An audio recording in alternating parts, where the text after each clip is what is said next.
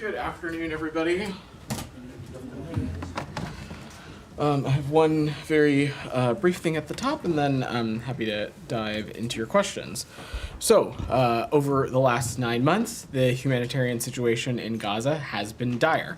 And from the beginning of the war until now, the U.S. government has been committed to getting aid into the Gaza Strip through every possible means, whether by land, air, or sea. The creation of the maritime pier was helped to address this situation. Despite weather-induced limitations, nearly 19 million pounds of assistance, including food and shelter supplies, entered Gaza through the pier. This is equivalent of enough assistance to feed 450,000 people for 1 month.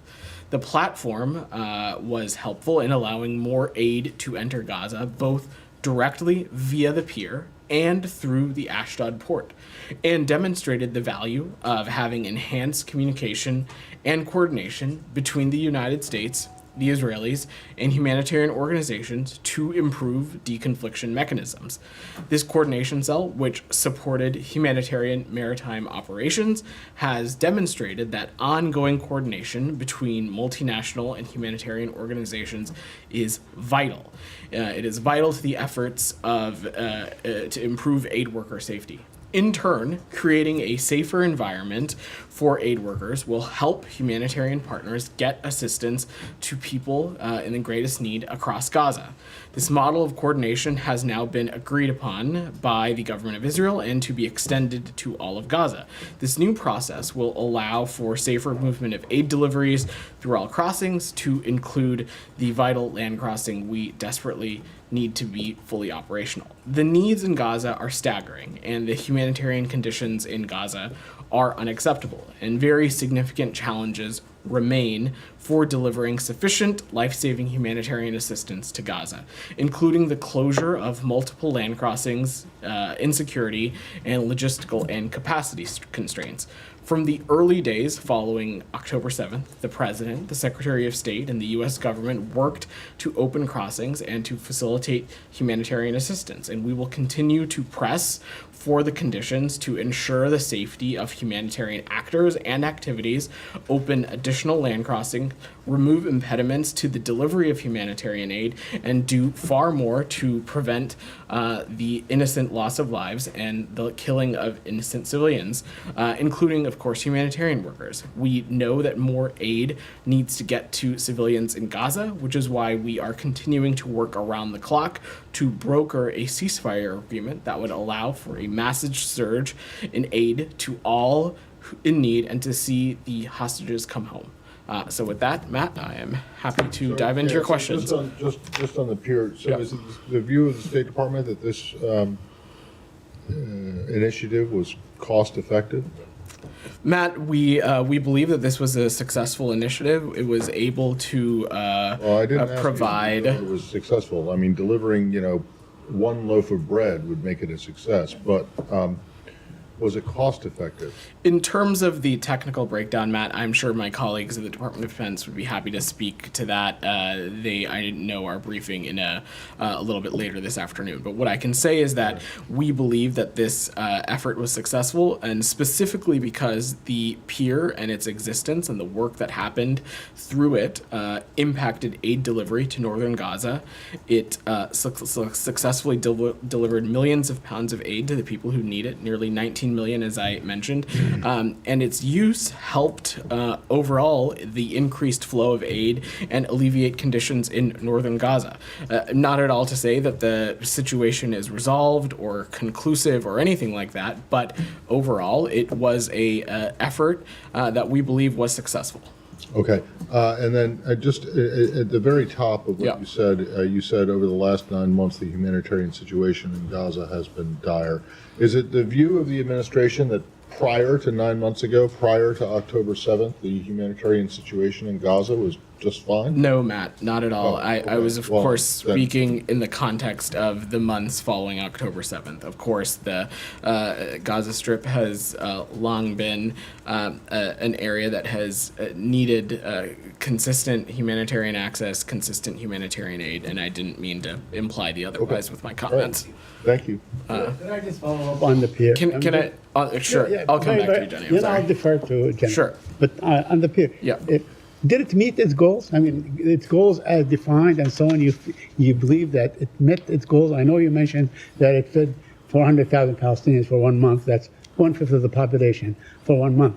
But that was exactly the intended goal, that it will feed 400,000 Palestinians for 1 month? Sorry, there was not a technical goal or a logistics or a inflow or a throughput goal. What we are talking about, and when the president announced this at the State of the Union, what we were talking about was a all of U.S. government effort to ensure that we were leaving no stone unturned and that we were looking at the issue of getting more humanitarian aid into Gaza through every angle. That includes land crossings, that includes airdrops, that included this pier option as well. That's what this is about, is us trying to pursue every possible alternative to ensure that we can get humanitarian aid into Gaza. And in that effort, this pier was successful for all the reasons that I laid out.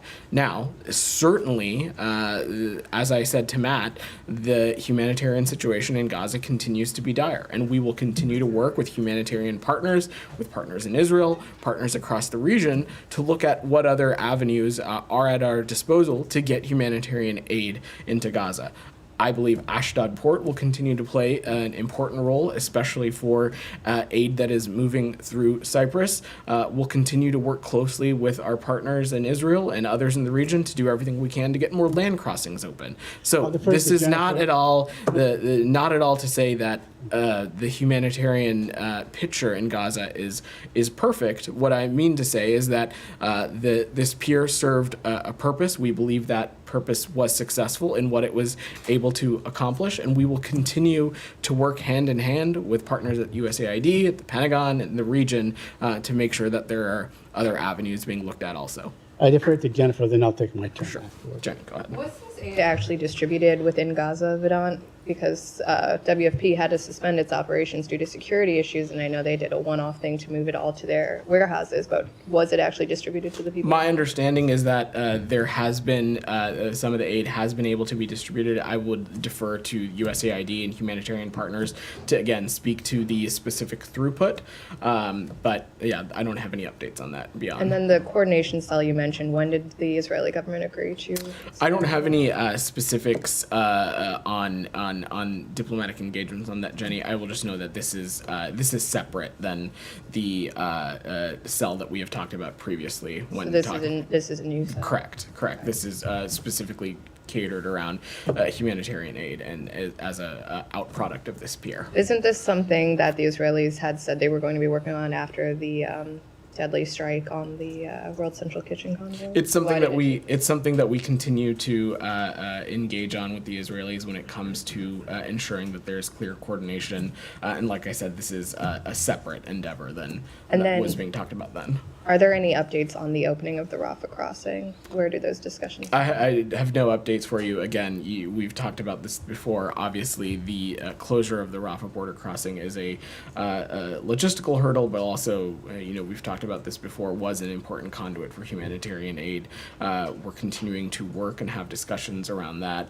But broadly, we are doing everything we can to get a ceasefire agreement across the finish line, because we continue to believe that it is the most potent way to get a surge of humanitarian aid into the Gaza Strip.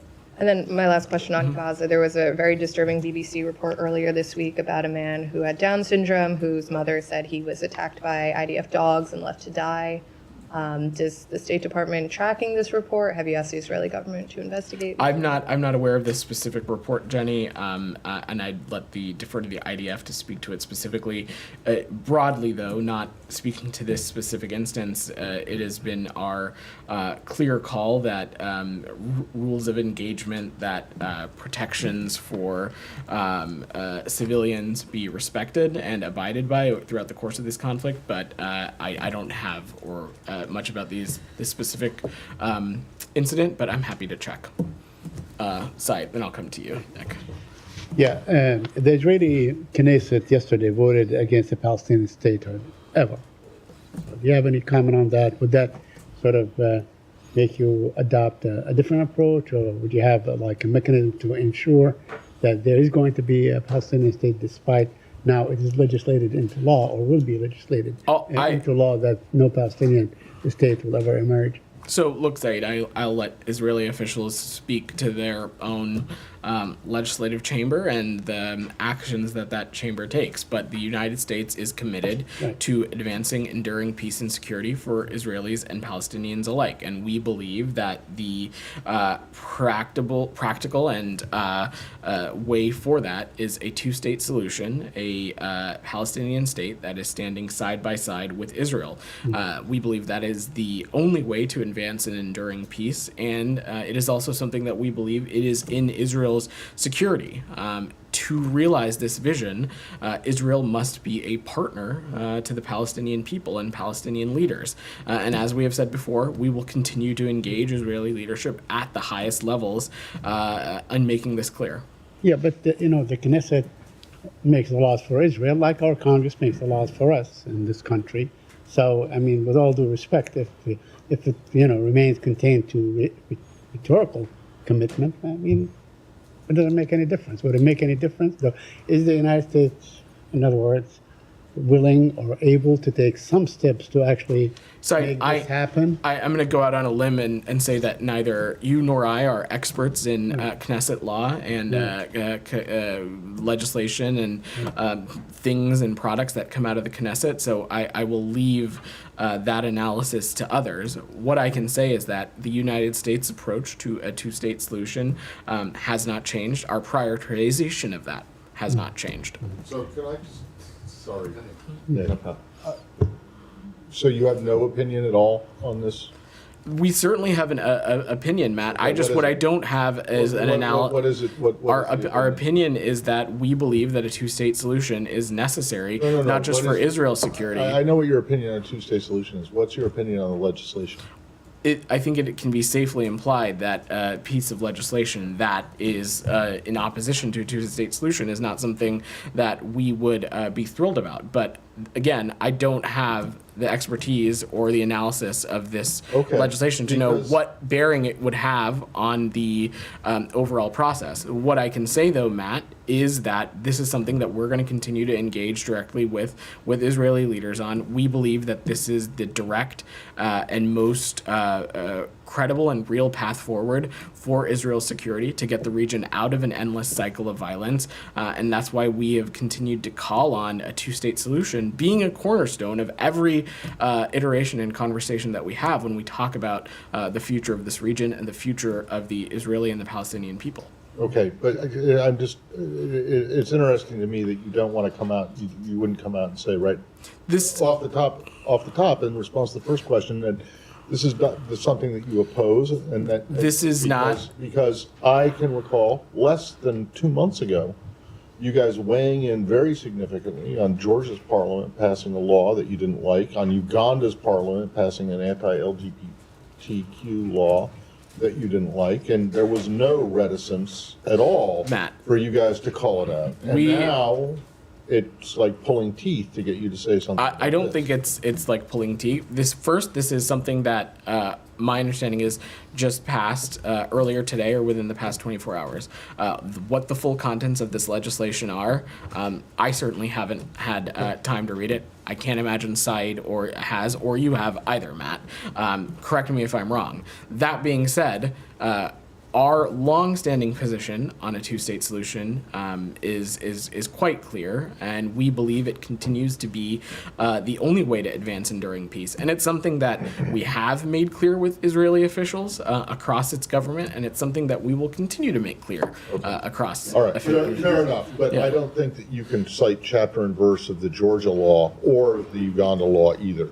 So don't, you throw it back and say, well, you haven't read it. We know what's Matt, the essential outline, which is basically what you knew about the two laws that I've just mentioned in other countries. These are different circumstances, different countries. I think these are a little bit apples and oranges. The point is that you are not shy about weighing in on other countries' legislatures' decisions or votes. And in this case, we are not shy about making clear that how vital we believe a two-state solution to be about being the only way for an enduring peace. Nick's patiently been waiting. I have a couple more questions. I'm sorry, I will come to okay, all right, go ahead, Said. But I just want to ask you a couple more. Yeah. The Mossad leader, the Israeli intelligence leader, said that Netanyahu is really intent on thwarting any deal. Do you have any comment on that? Did you hear the Mossad chief, what he said and so on? So for obvious reasons, Saeed, I'm not going to negotiate or speak about the deliberative process from up here. What I can say is that we're working to get a deal. We're working to get a ceasefire and bring the hostages home. And we continue to believe a diplomatic resolution is achievable and urgent. We're hopeful about the direction that things are progressing in. And we believe, as I said, something is achievable. But I'm not going to get more specific or offer commentary beyond that. But Mr. Barnea, the head of the Mossad, is the guy who is really heading the negotiations. So he knows. He knows exactly what's going on. He knows that his prime minister is not allowing him to go forward with the deal. You don't have a comment on that? I'm just not going to negotiate on this process in public, Said. That would be unhelpful to the process. What I can say is that we are hopeful about the direction that things are progressing in. We believe a deal is both achievable. It's something that we have been working around the clock. It's an urgent priority for Secretary Blinken, and this is something that we're working to get across the finish line. But I don't have more for you. Anything else on the region before I let Nick go? Go ahead, Nick. This is on Iran. Okay, go ahead. States re-up the 4-month sanctions waiver for Iraq to buy electricity from Iran without being subject to sanctions. It's now really a good time to be granting or extending sanction waivers when Iran is plotting to assassinate the former president and others. And what, if any, ramifications will Iran face for that? So, what ramifications it will face for plotting to assassinate? Okay, these are two separate questions. First, let me just say on the issue with Iraq, what this is about is this is something we have renewed this waiver for the 22nd time, and it is about the department permitting Iraq to purchase Iranian electricity while Iraq continues to develop its domestic generation capacity and continuing to create its own independence off of Iranian energy. These waivers are short-term and they're stopgap measures to provide energy stability. That's ultimately what this is about, is we want the Iraqi people, as we would want in any country, to have access to consistent, safe energy, which is vital to so many civilian infrastructure projects, civilian establishments. It probably would be a waste of time for me to list them off. Simultaneously, though, Nick, we are also encouraging the Iraqi government to take meaningful steps to accelerate its efforts to wean itself off of Iranian energy sources. And over the past number of years, we have also seen that. Currently, our estimates are that it relies on Iran for about 25% of its energy. Just a few years ago, that number was 40%. And in recent years, we have seen our partners in Iraq double its capacity for its own electrical generation. So we are seeing progress and steps in the right direction, and we want to continue to see a clear plan, including realistic and measurable milestones. Now, Nick, separately on the other question that you mentioned, the Department of Homeland Security and the Department of Justice can speak to questions pertaining to the attempted assassination of former President Trump, as well as how other threats may or may not impact efforts that are undertaken to protect the former president. We're going to continue to do what is necessary to protect our people, protect our interests from threats emanating from Iran. That, of course, includes protecting former officials from any threats that may potentially emanate from Iran. And you have seen us not hesitate to take appropriate actions against the Iranian regime or its proxies when American interests, its people, or American officials have been threatened or been put in harm's way. And that it continues to be the case. And for obvious reasons, it should be no surprise to you. I'm not going to preview what actions and steps we would take from up here. Follow up on that. Go ahead, Alex. Vedant, Yeah. the White House this morning said that the threat is credible. So if it's credible, getting back to Nick's original question, what actions are you taking to, first of all, deter it, second, to make Iran pay price? So in answering, I addressed this when speaking to Nick's question, Alex. I'm not going to speak to actions from up here. I'm not going to preview to them. That would be not in the interest of our national security. What I can say, though, is that we will not hesitate to take appropriate action to hold the Iranian regime accountable and to ensure that we're doing whatever is necessary to protect our people, including former officials, and to protect our interests from threats that are emanating from Iran. Has the Simple U.S. as that. government reached out to Iranian new leadership? I'm just not going to tell them. I don't have any. No. I don't have any diplomatic conversations to read out. We've made this message. Made this message quite clear. I have two more questions, different topics. I think there's a couple come back. other in this region. Then I will come back to you. Dr. Thank you, Vedant. Just going back to the sanctions waiver to Iraq, there is a lot of concerns in the Congress that the transactions is fungible. And what restrictions and what limitations have you placed it in this renewing sanctions waiver to Iraq that the Iran is not getting any single dollars from that waiver? So let's just remember that as it relates to these funds, none of these funds from Iraq's purchase ever enter Iran. The terms of the electricity waiver, any notion that these kinds of funds are being released to Iran is fake. And the important thing to remember here, DR, is that what we're talking about is not a specific dollar amount. It is a waiver authority that allows the purchase of electricity over a certain period of time, in this case, 120 days. So it's permission for an activity over a period of time. And that's what this is. One more question on that. Yeah. Per sources, per people that have talked at the State Department and the Iraqi governments, the renewing sanctions is based on the progress that the Iraqi government is making towards the energy independence from Iran. Since 2018, you are renewing this sanctions waiver to Iraq. Could you speak of the nature of this time's renewing? Is there any change? Is there any limitation that how much energy Iraq could buy from Iran in this? So the government of Iraq can speak to how much energy they may or may not need over the course of this 120-day period that was just approved. But to the first part of your question, I just talked about in answering Nick's question, we have, over the past decade, have seen some measurable steps of Iraq weaning off Iranian electricity. Like I said, currently we anticipate that they are relying on Iran for about 25% of their electricity. A number of years ago, that number was 40%. Also, in recent years, we have seen Iraq double its electricity generation capacity at home. So we are seeing steps in the right direction when it comes to weaning itself off of Iranian energy, and we'll continue to keep a close eye on that plan. Rabia, go ahead. Thank you, Vedant. I just wanted to follow up on my question yesterday.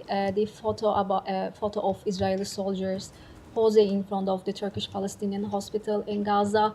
What is your reaction to this photo and the reports that the IDF is using this hospital as their military base in Gaza? So we've seen the reports on the Turkish hospital, and we are in touch with Israeli counterparts to learn more. And that's really all that we can say at the moment on that. I think at face value, when looking at that image, what we see service members posing in front of the hospital. So I don't want to draw any conclusions beyond that. But we have asked the IDF for additional information, and we look forward to receiving that. But beyond that, that does not change the position that we have held for quite some time now, that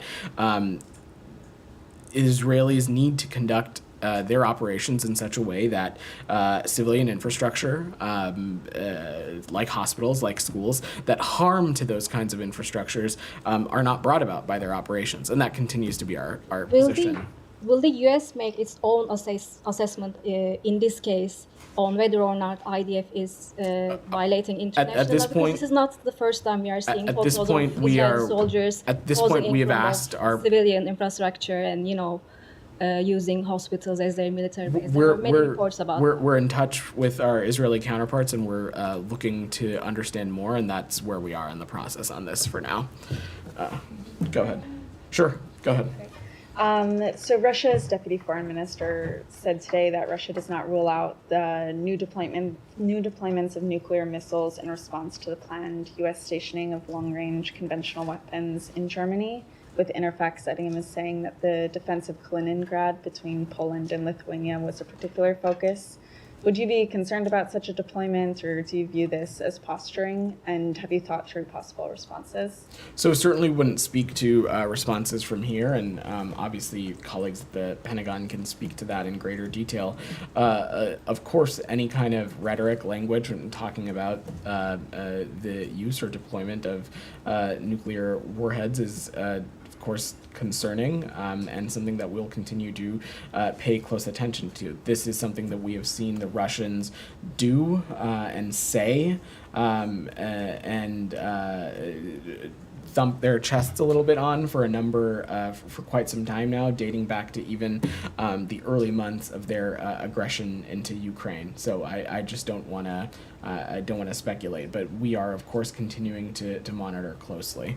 Okay, and then Germany next year plans to cut in half its military aid to Ukraine, saying it hopes that Ukraine will be able to meet the bulk of its military needs with $50 billion in loans from the proceeds of frozen Russian assets. Do you think those loans will be sufficient?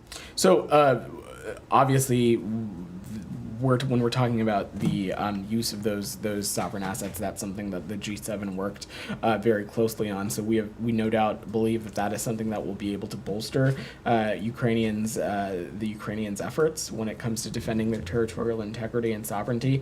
As it relates to the Germans and their own budgetary decisions, that's an internal process for them to speak to. What I can say is that over the course of this conflict, our German partners have been irreplaceable and amazing to work with when it comes to supporting our Ukrainian partners. And broadly, our allies and partners across Europe have continued to shoulder an immense burden when it comes to supporting the Ukrainian people. And we have no reason to think that kind of support across Europe, including in Germany itself, would not continue. And Germany's plans come despite concerns that U.S. support for Kyiv could potentially diminish if Trump returns to the White House. Have you had conversations with your German counterparts about these plans to cut aid in this context? We talked to our, it's important to remember Germany is one of our most key and important partners in Europe. We talk to them regularly around the clock. I don't have any specifics to share on this news, though. But does this increase your concerns about the future of military aid for Ukraine?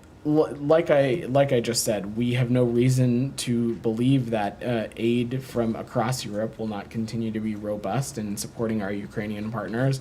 Leaders of these European countries have themselves said that, including Chancellor Scholz. And the United States has also, since the passage of the supplemental, we also have continued to show our support to our Ukrainian partners through PDAs and other kinds of support, and we have no reason to think that won't continue over the coming months as well. Okay, sorry, just quickly on Evan Gershkovich. His trial moves quickly through the witness testimony behind closed doors today. Was the embassy able to have access to his trial, and when was the last time the U.S. had contact with him? Sure. And then what's the latest on a potential prisoner exchange for him and Paul Whelan? So a couple of things. First, we are obviously watching this trial very closely.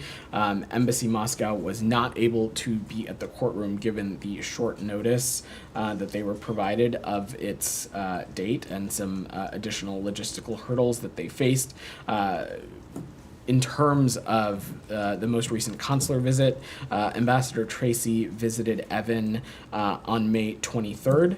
And on broadly, let me just say that we have been clear from the get-go that Evan did nothing wrong and should not have been detained.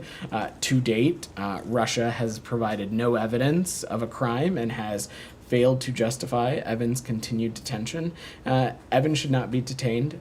Paul Whelan should not be detained, and both of them should be immediately released. As it relates to where we are in the process, I'm not going to speak to negotiations in public. We are seeking the release of Evan Gershkovich and Paul Whelan as soon as possible. The timeline of the trial and what route that takes does not have a bearing and has no impact on the urgency that the United States has been prioritizing in this effort. We want both of them home immediately, and will continue to work in this area until they're reunited with their loved ones. Go ahead, Thanks, Shannon. Vedant. Follow up on that, actually. Yeah. So Evan Gershkovich is due in court again tomorrow. Will U.S. diplomats be on hand for that hearing or attempt to gain access? We will certainly attempt to gain access. I don't have any more specific than that, but I'm happy to check with the team in Moscow and see if we can follow up with you. Thank you. And the timeline of the trial that seems to have rocketed forward, does the State Department have any insight into why this timeline has been moved up? Is it because perhaps Russia is hoping to secure a deal? I don't have any assessment on why Russia moved the trial up to this month. What I can say is that this timeline, first, I think it's important for us to note from here that this whole legal process is a sham for Evan. He is being wrongfully detained. He did nothing wrong.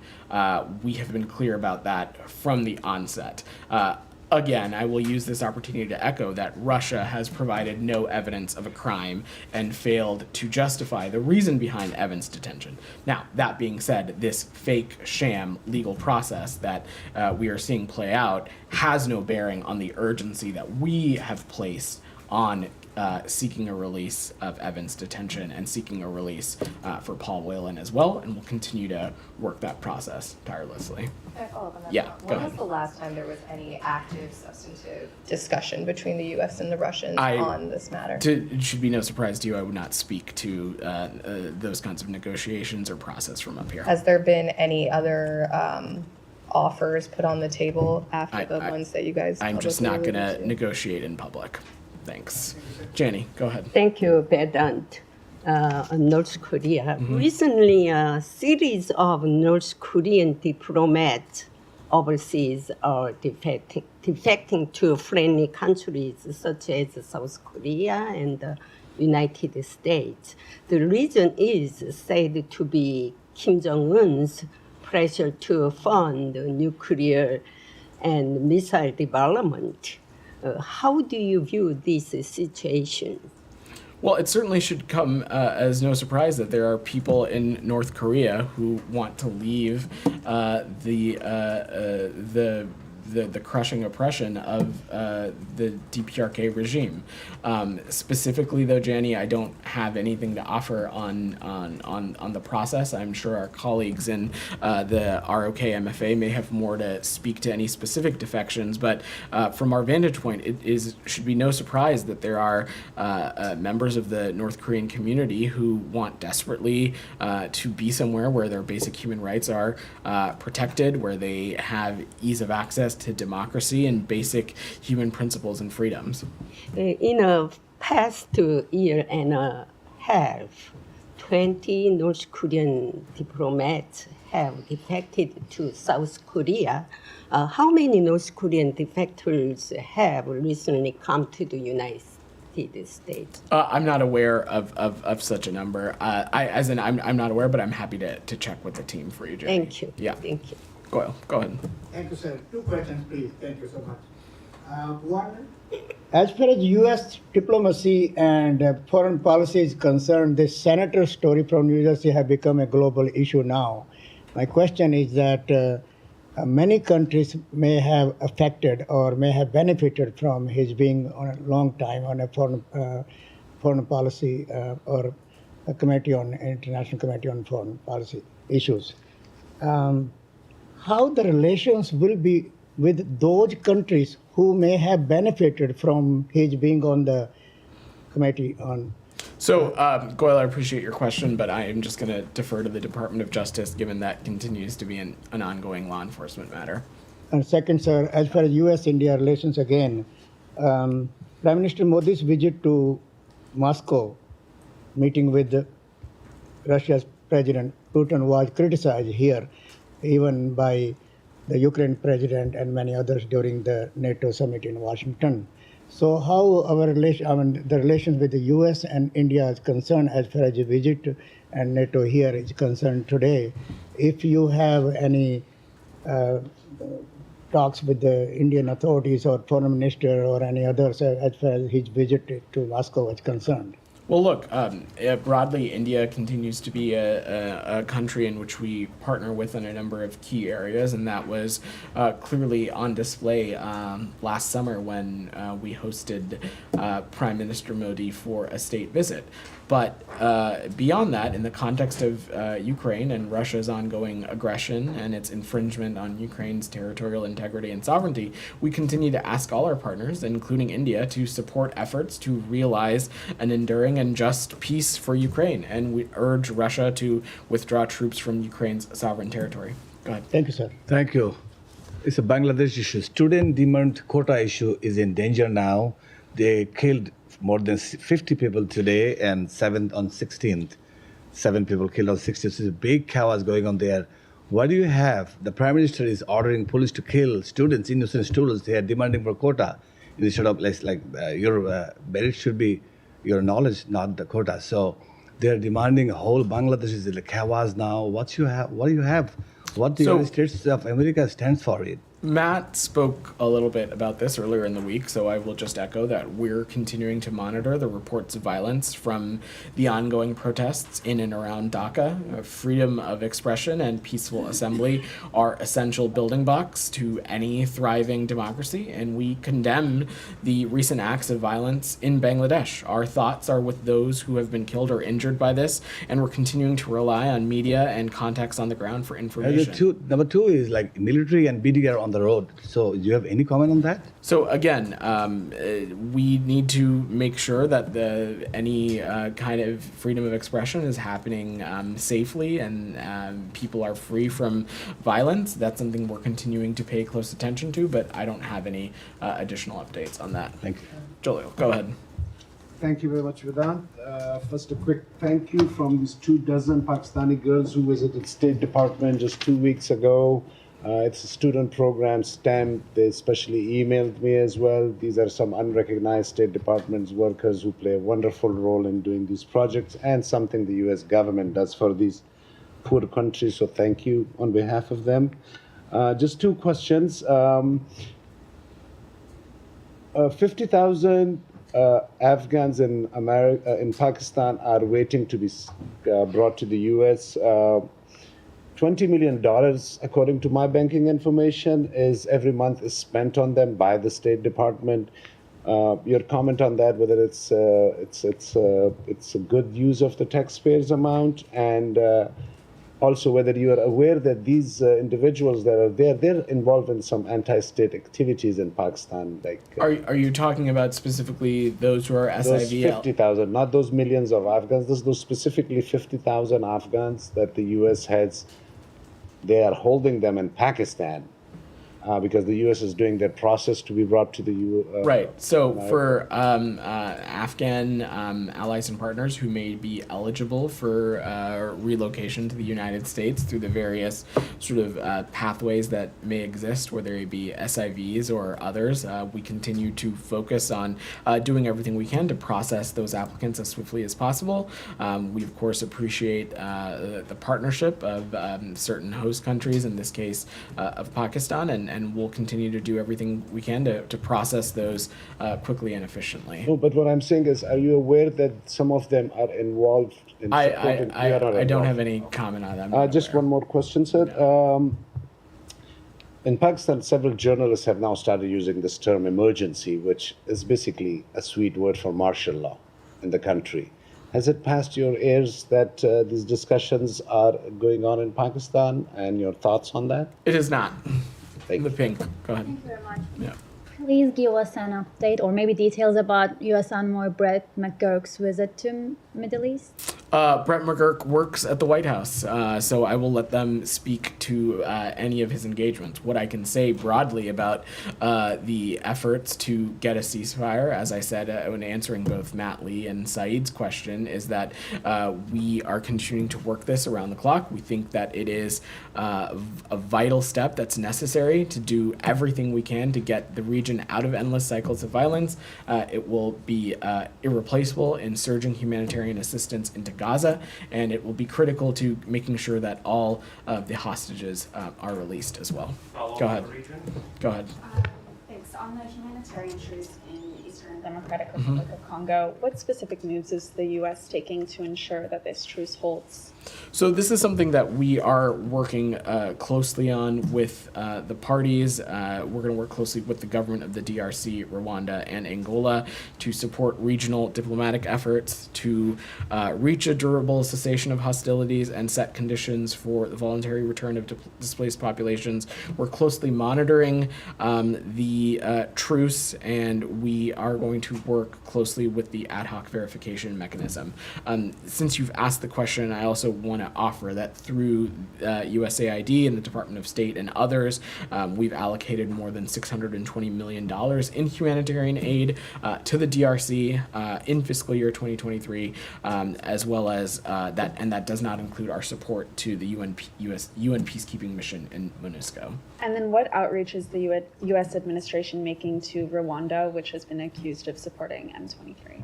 I don't have any specific diplomatic engagements to share, Daphne, beyond just saying that this is something that we'll continue to work closely with appropriate governments. Go ahead. Thank you, and I have two questions on China, if I may. Human rights issues. This Saturday, July 20th, marks the 25th anniversary of the Chinese regime's persecution of Falun Gong. Will the State Department take any action against Beijing to mark this occasion? So I don't have any actions to preview from up here, but look, broadly, we have seen the PRC take a number of steps over the past many years that we view as a crackdown on basic human rights. One, it is something that we will continue to raise with PRC officials directly, and two, we won't hesitate to take appropriate actions from the U.S. government, and you've seen us done so. And on the second question, in a Hudson Institute event yesterday, researchers expressed alarm about Chinese authorities' ability to freely spread propaganda about Falun Gong in the West.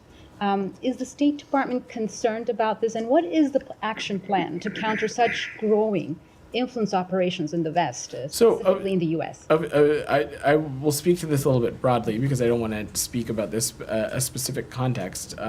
We continue to see, of course, that we are very vigilant about the threat that of certain countries pose when it comes to spreading misinformation and disinformation, not just within their own countries, but in other countries.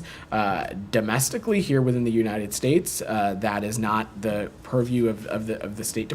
Of course, colleagues at the Department of Homeland Security and the Department of Justice can speak more to that. But broadly, in combating misinformation and disinformation around the globe, we're deeply engaged on this. It's something that the Global Engagement Center, it's something that the Secretary is prioritized on as well. Go ahead. Thank you, sir. A few days ago, another Pakistani journalist, Hassan Zaib, was killed in Pakistan. Overall, in 2024, 8 Pakistani journalists have been killed in a broad daylight.